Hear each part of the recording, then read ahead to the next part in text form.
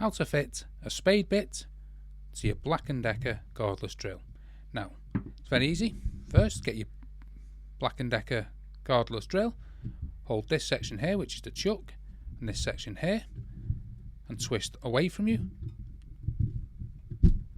and this hand towards you, and it should untighten the chuck. Take any bit out, then you want to make sure it fits in, so keep twisting till the spade bit fits in, then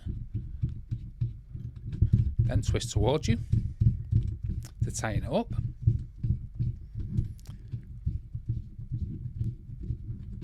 Once you feel it get tight like that, what I recommend, so you get no slipping, is to hold the chuck and the tightening screw and twist towards you and away from you to nip it up like that. And now that shouldn't slip. That's how easy it is to fit a spade bit on a Black+Decker cordless drill. If you found that video helpful, smash the like, smash the subscribe, and thank you for watching.